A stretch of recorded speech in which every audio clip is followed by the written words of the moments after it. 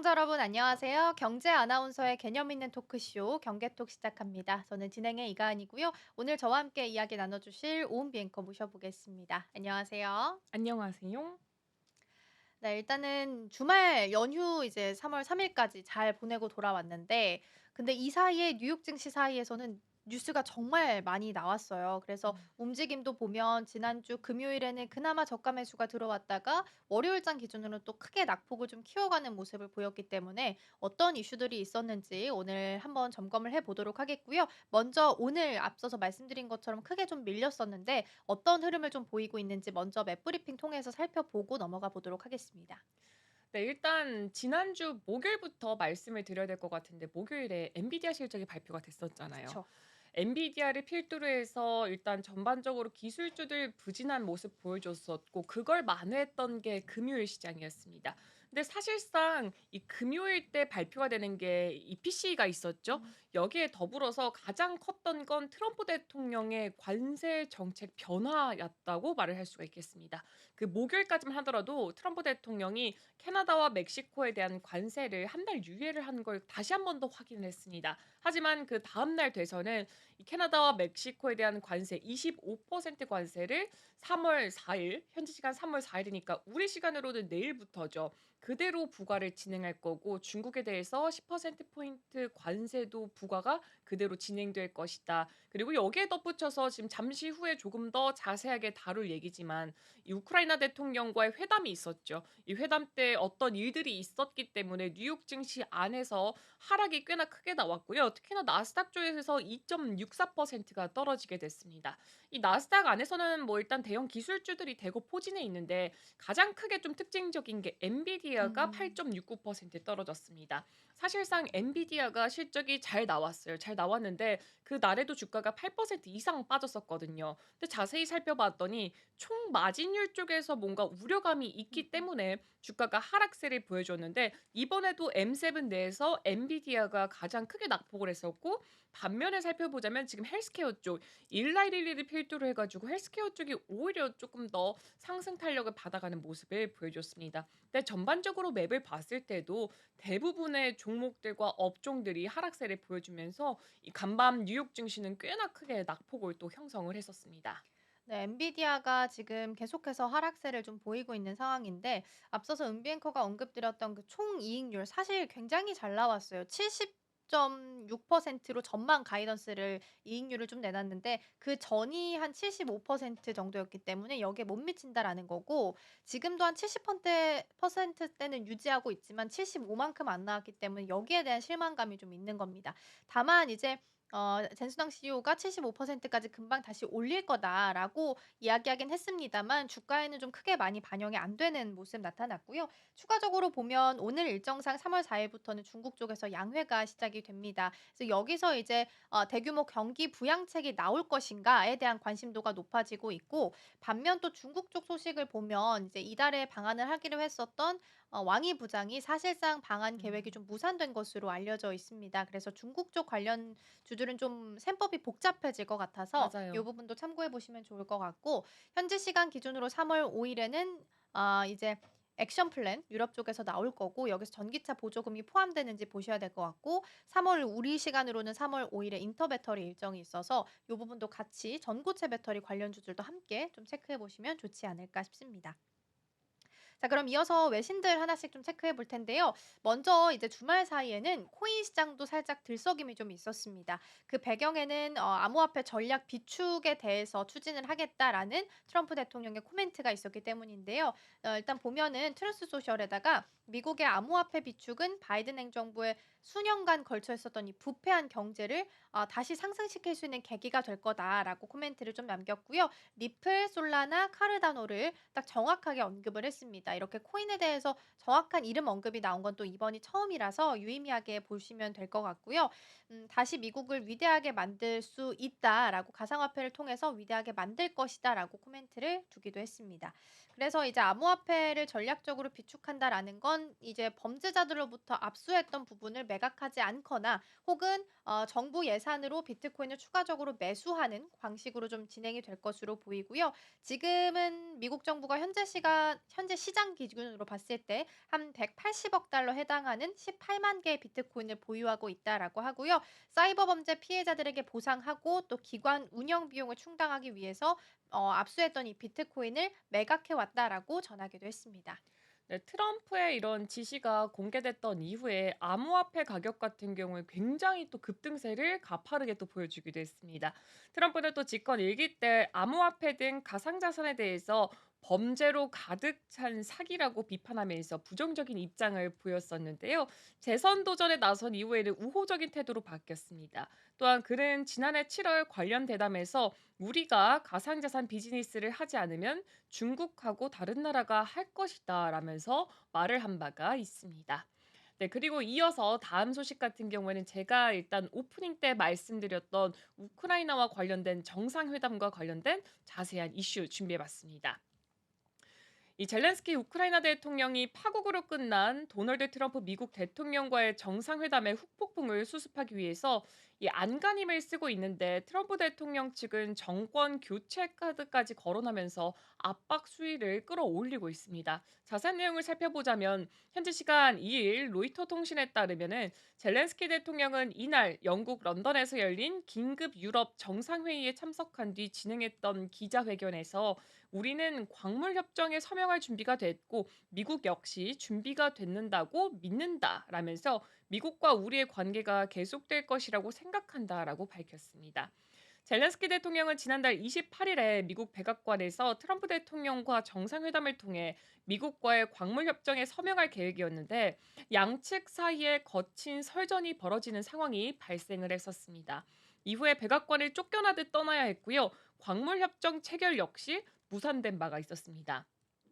트럼프 대통령은 자신의 종전 구상을 받아들이지 않는 젤렌스키 대통령에게 무례한 태도를 보인다고 몰아붙였습니다.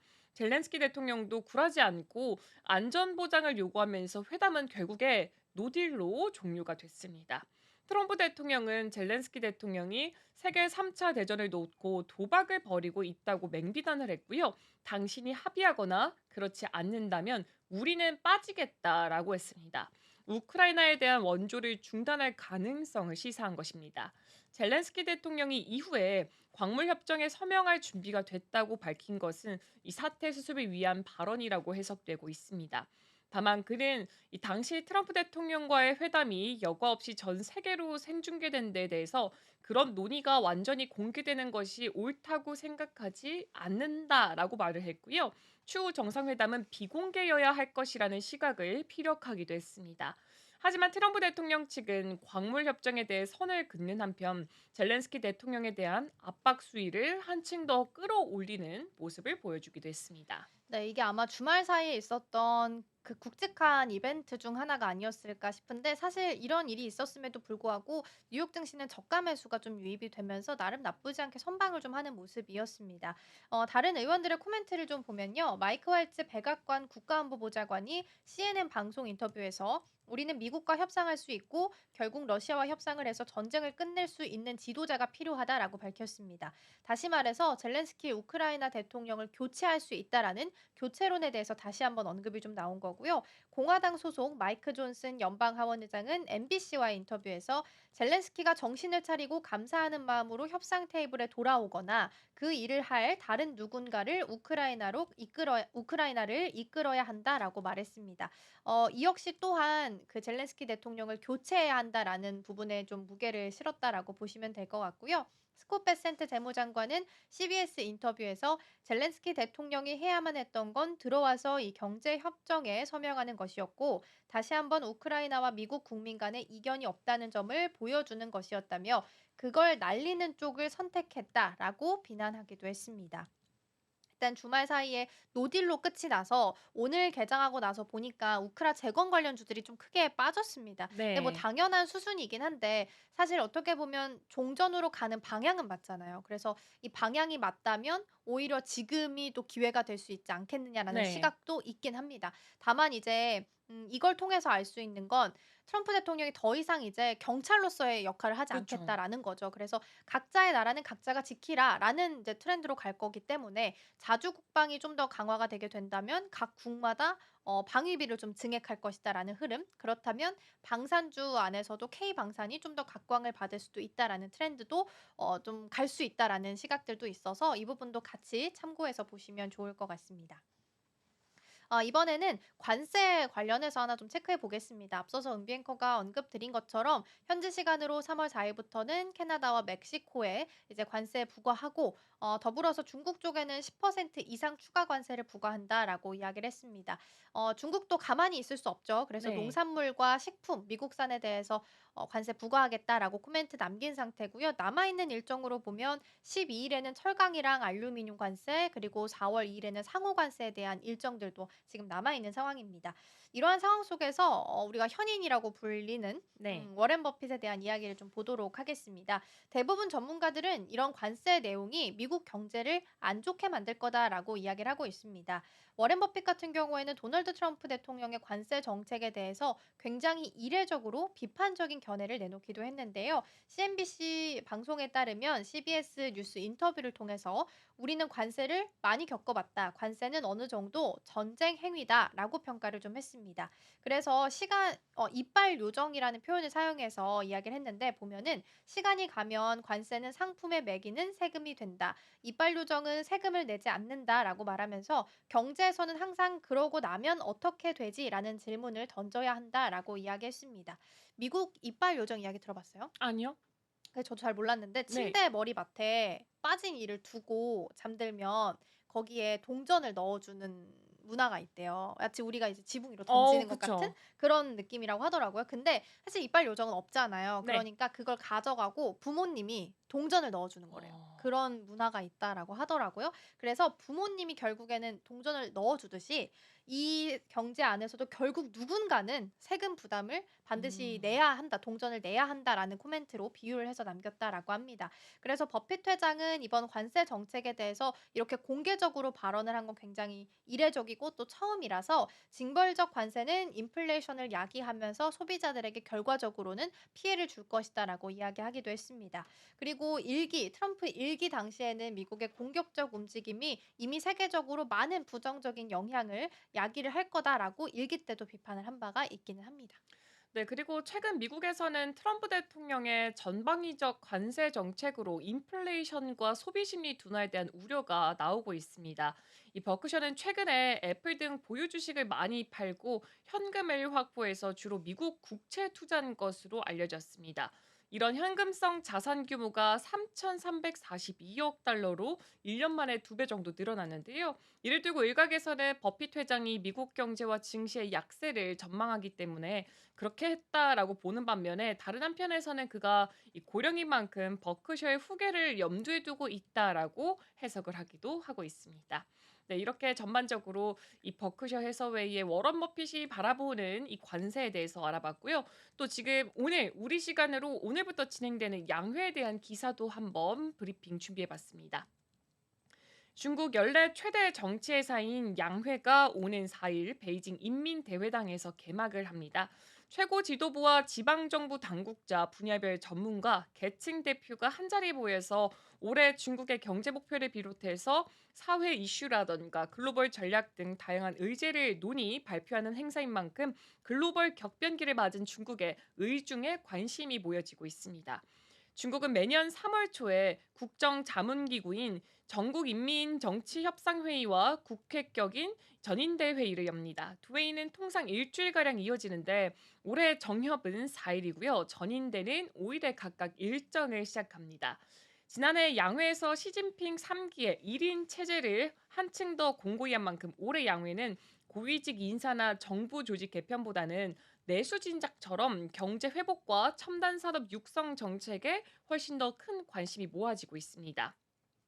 일단 양회 하이라이트는 5일 내일 오전인데요. 내일 오전에 전인대 개막식에 있을 리창 국무원 총리의 이 정부 업무 보고입니다.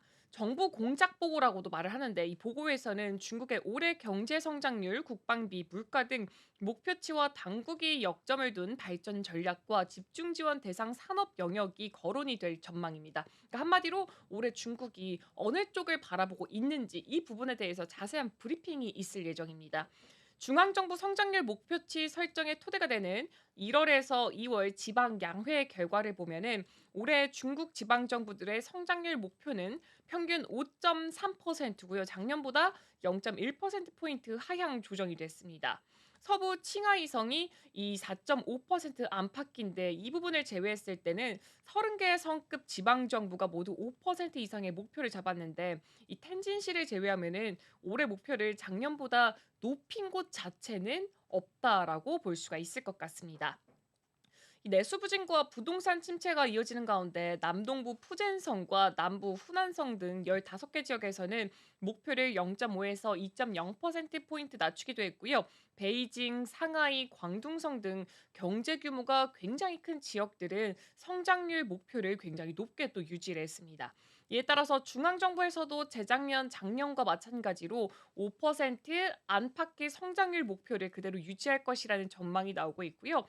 다만 이 부분 같은 경우에는 이 세계은행과 경제협력개발기구죠. OECD 그리고 IMF, 한국은행 등 해외 기관들이 내놓은 예상치와는 일정한 차이를 보이는 것이기도 합니다. 또 올해는 미국 관세 인상으로 경제 버팀목, 수출에도 타격이 생길 가능성이 있기 때문에 이 성장률 목표 달성이 또 다른 난관에 봉착할 수도 있다라고 분석이 되고 있습니다. 네, 이번 양회에서 또 중요하게 봐야 되는 부분이 있다라고 한다면 중국이 아마 성장률 목표치를 내놓게 될 겁니다.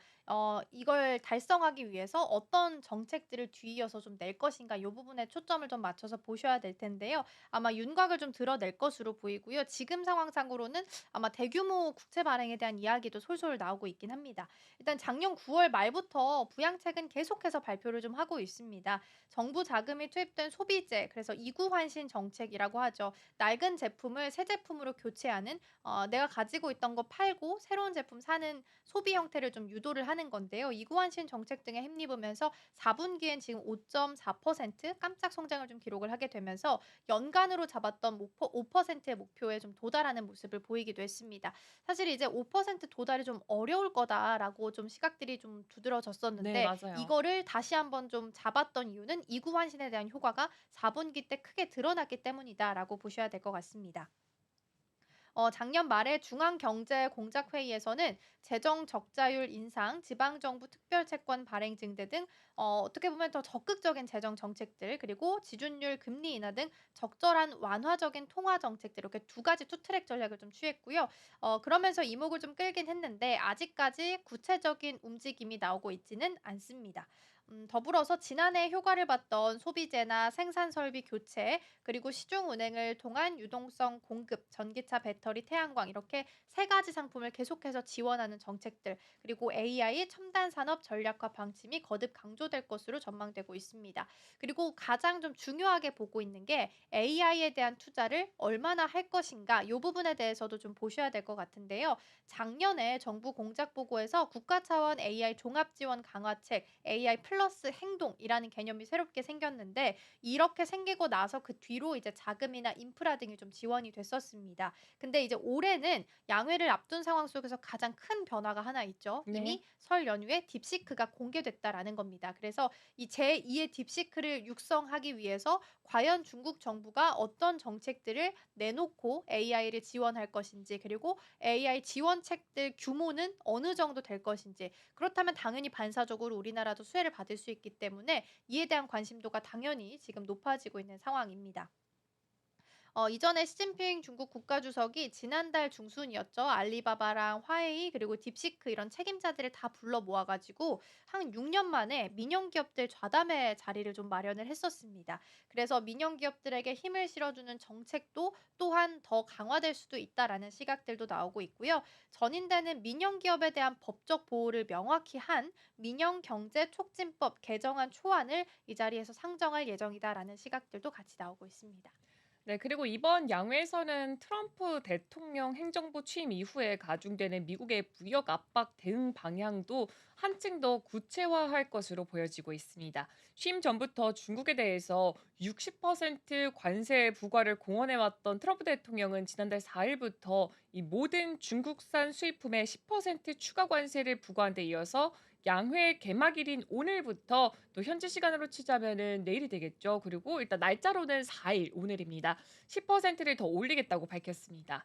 중국은 미국산 화석연료처럼 여기에 대해서 보복 관세와 전략 광물 수출 통제, 또 미국 기업 조사 등 다양한 보복 옵션을 꺼내들고 있는데 미국 조치에 비해서는 절제된 대응이다라는 평가도 함께 나오고 있습니다.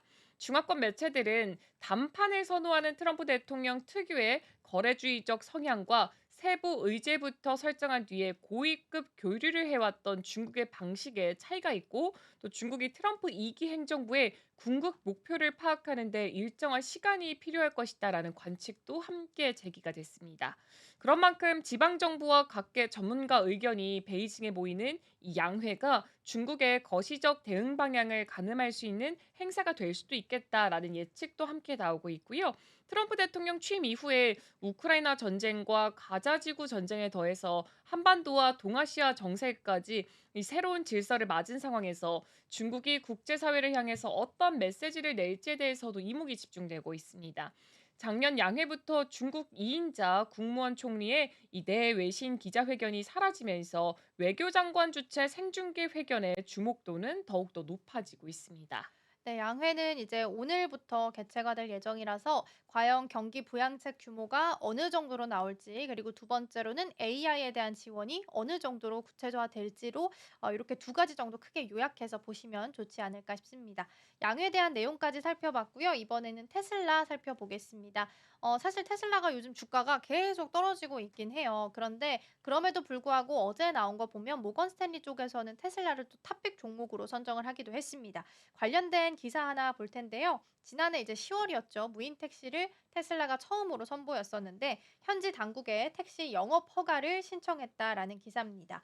일단 사람이 운전하고 있는 차량을 먼저 투입할 예정이고요. 구체적으로 이제 무인 택시에 대해서는 아직 배치 시기까지 나오지는 않은 상황입니다. 그래서 미국 매체들은 미국 캘리포니아주 공공시설위원회 자료를 보도를 한 거고요. 자료에 따르면 테슬라가 지난해 말에 해당 위원회에 운수 영업 허가를 신청한 것으로 드러났습니다. 그래서 이 허가가 사업자가 본인 차량을 이용해서 직원을 고용하고 택시 영업을 하려면 필요한 허가이기 때문에 아무래도 테슬라 쪽에서 이 로보택시 관련해서 아무래도 허가가 들어가지 않겠느냐라는 이야기가 좀 나오고 있는 겁니다. 지금 테슬라가 FSD를 탑재를 한 상태라서 지난해 10월에는 운전대, 핸들, 페달이 없는 무인 택시 사이버캡을 공개를 하기도 했습니다.